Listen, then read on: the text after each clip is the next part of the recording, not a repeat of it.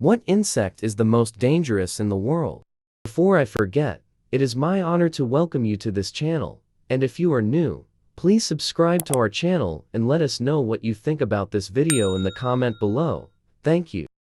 There are various insects in the world at large. In this video, we are going to show you the most deadliest, fearless and smartest insects in the world. Before we proceed, I will have to ask you this question. Which insect do you think is the most dangerous in the world? Drop your answer in 5 seconds. Now, let's go. 1, 2, 3, 4, and 5. All right, thank you. Let's move to the real deal. Don't forget to share. Meet the mantis. Yeah, what happened was exactly what you thought. An insect killed a bird. Once again, an insect killed a bird. In fact, mantises aren't just strange, they're real killing machines. They can kill not only the representatives of their species, but also birds, snakes, and can even engage in a fight with a cat. But what makes mantises so fearless, aggressive, and bloodthirsty? Let's find out. Usually the food chain looks quite logical and understandable. Well, you know, cats hunt mice, lizards eat insects, but that's not the case of the mantis.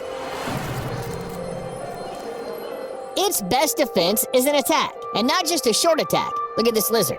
Anyone would be shocked if a potential lunch attacked them, and not only attacked, but also rapid movement. Now the powerful front legs squeeze the head of the lizard, not letting it close its jaws. And that's it. The mantis thinks it's enough. It can start eating the prey, alive. But even after the prey escaped, it couldn't save itself. The mantis caught the lizard and twisted its neck.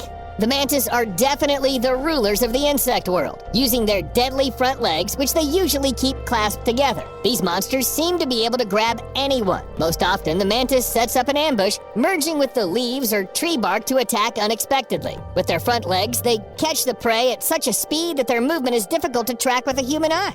And the very structure of the body of the mantis is such that it makes the insect an ideal killer. They have triangular heads located on a long neck or elongated chest. They have everything to comfortably reach for the prey. The mantis can rotate its head 180 degrees to scan the environment with 2 large complex eyes and 3 other simple ones located between them. The whole set. Not a single movement around will go unnoticed. And what about those same grip forelegs covered with spikes? With their help, the mantis keeps its prey in place, and it doesn't care about the size of this very prey, and its opinion on the matter. Moths, crickets, grasshoppers, flies, and other insects usually get into the menu of mantis. However, these insects eat their own kind too. The most famous example is the infamous mating behavior of the adult female, who sometimes eats her other half right after or even during mating. But the mantis are fearless, guys. Even the possibility of being eaten does not deter them from procreation. But one thing is different insects, including the same mantis, which are not very resistant. But it's quite another thing to attack snakes. Now, we're not talking about anacondas, but mantis do attack small snakes and do it with a very specific purpose. Widely spaced back legs for stability, the mantis makes sharp attacks, trying to grab the snake, and if it doesn't move fast enough, it can't escape from the grip.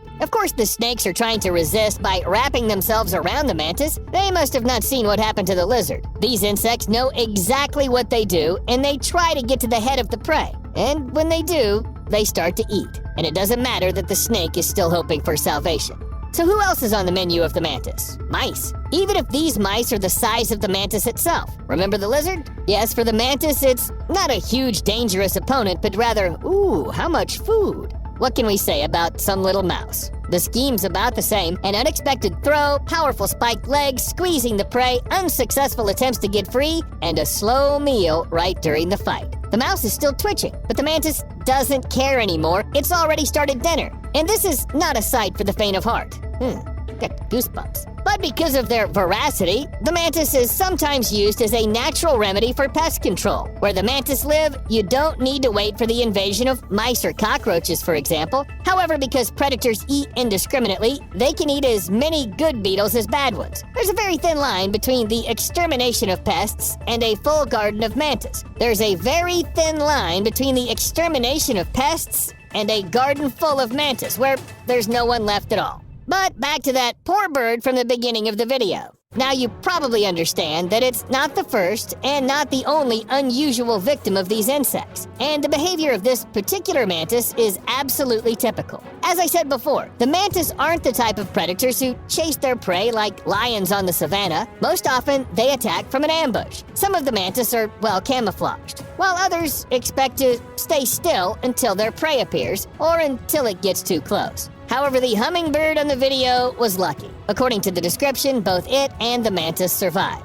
And this bird was also saved through human intervention. If it's not for a fateful, kick on the mantis, the world would be one hummingbird less. Well, no one saved these ones, for example. They didn't notice the danger, flew too close, and, by the way, note that the mantis sits on a special hummingbird feeder. That is, they know exactly where to hunt. Some species may even run on the ground in search of prey, but much more often the mantis hide and wait until the food reaches them. Yep, their food's delivered just like a pizza. But the mantis didn't know just where to hunt. They also calculate exactly the strength, speed, and distance of each throw. This is unusual for insects. For a long time, scientists believed that the mantis moved as if on the same program, like a winding toy, and if the prey falls into the capture or not, it's just a matter of luck. But a number of experiments have proved that the mantis really regulates the speed of impact depending on how fast the target moves. Sometimes, realizing that the speed was calculated incorrectly, they stop, then immediately correct their mistake. I want to say that if it wasn't for slow motion, we would never have known about it. Try to keep track of its movements. You know, the more I learn about the mantis, the more I think they are the universal hunter. Pretty small, but universal. Here a mantis is catching a fish. The poor thing doesn't even try to resist. What is going on? Insects shouldn't eat fish.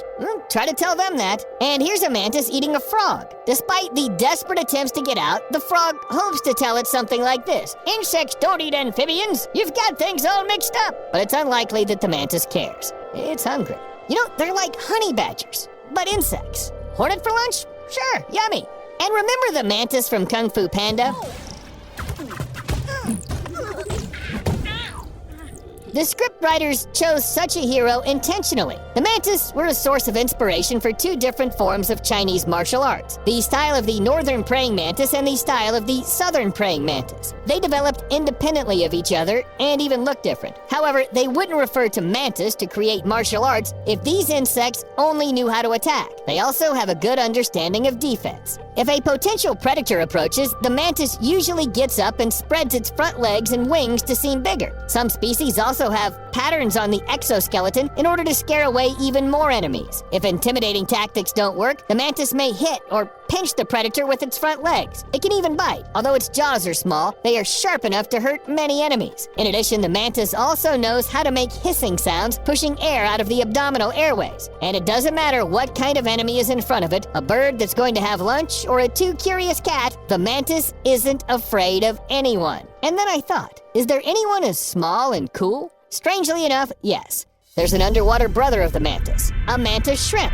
Okay, in fact, this creature is larger and can reach 30 centimeters in length against 10 centimeters for an ordinary mantis, but it's just as fearless. The name mantis was attributed to the mantis shrimp for the ability to instantly throw their front limbs attacking the enemy or prey. It's said that this shrimp hits 50 times faster than its terrestrial brother, and its formidable weapon is a second pair of limb jaws which are covered with thorns, and they're sharp as a razor. They pierce into the body until the prey stops resisting. This is bad for everybody: fish, shrimps, cuttlefish, and shellfish. Since the mantis shrimp can be larger than ordinary mantis, sometimes it chooses a very large rival. For example, an octopus, which took it for easy prey. An underwater mantis strikes again, and then, oh, look, it's as if it says, "Come on, let's see what you can do." But the octopus doesn't want to show anything and is trying to get away really fast. You know, I don't think anybody will judge him for that, except maybe the mantis shrimp. I think it's just getting warmed up. We can only hope that the octopus won't meet another mantis shrimp on a stakeout on its way, because then it'll be too late to run.